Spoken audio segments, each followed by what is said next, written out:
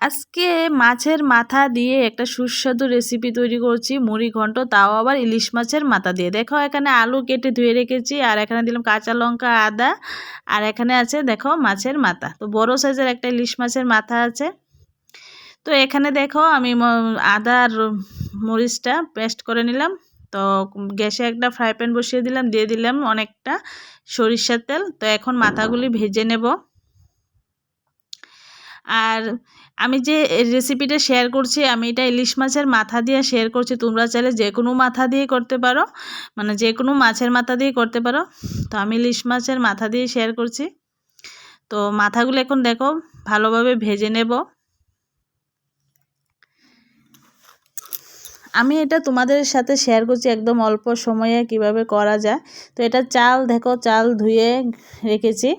তো দিয়ে দিলাম আলুটি আমি একটু কুচি করে ছোটো করে কেটে নিয়েছি, একটু লবণ হলুদ দিয়ে একটু লাল করে ভেজে নেব। তোমরা চাইলে বড় সাইজের আলুও দিয়ে করতে পারো।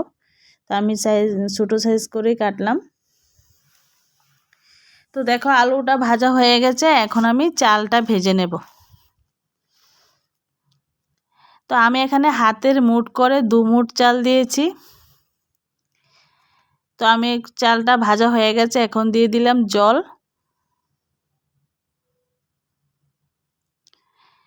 দিয়ে দিলাম লবণ।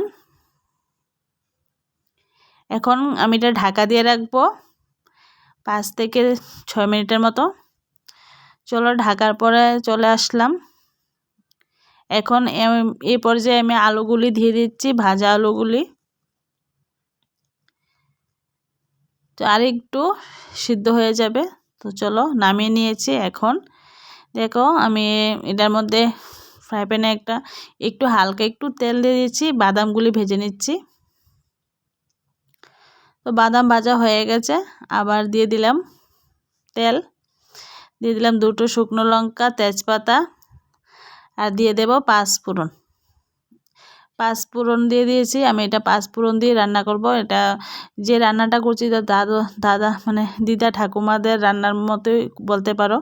তো দিয়ে দিলাম আদা আর কাঁচামরিচের পেস্টটা, 1 চামচ জিরা গুঁড়া দিয়েছি, 1 চামচ ধনিয়া গুঁড়ো, 1 চামচ লঙ্কা গুঁড়ো, আর 1 চামচ হলুদ গুঁড়ো।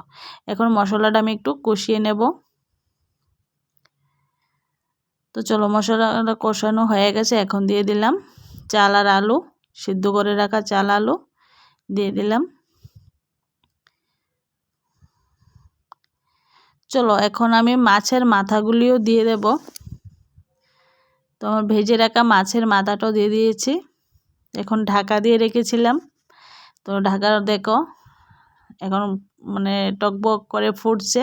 তো দিয়ে দিচ্ছি এখানে কিশমিশ, আর দিয়ে দেব এই যে ভেজে রাখা বাদাম। তোমরা চাইলে আরও অনেক কিছু দিতে পারো, কিন্তু আমি ঘরে থাকা সামান্য কিছু উপকরণ দিয়ে একদম অনেক টেস্টি একটা রেসিপি তোমাদের সাথে শেয়ার করছি। তোমরা চাইলে আরও অনেক কিছু অ্যাড করতে পারো। তো আমার এটা কিন্তু হয়ে গেছে প্রায়। তো দিয়ে দিলাম এ পর্যায়ে আমি গরম মশলা। তোমরা চাইলে ধনিয়া পাতাও দিতে পারো, কিন্তু ঘি দিতে পারো। তো আমি ঘি আর ধনিয়া পাতা কোনো কিছুই দিইনি, আমি জাস্ট গরম মশলা দিয়েছি।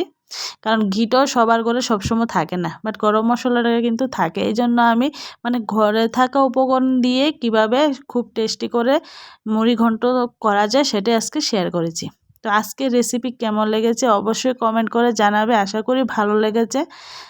তো দেখো আর আমি দেখো একটু ঝোল রেখেছি, কারণ ঝোলটা কিন্তু শুকিয়ে যাবে। একদম মানে গাঢ় গাঢ় করে নামালে হবে না, একটু মানে হালকা একটু ঝোল রেখেছি, এই যে দেখতে পাচ্ছ। তো চলো আজকের জন্য টাটা। যদি ভিডিও ভালো লাগে প্লিজ চ্যানেলটা সাবস্ক্রাইব করে দিয়ে আমার পাশে থাকো, আর পাশে থাকা বেল আইকনটি ক্লিক করে দিও।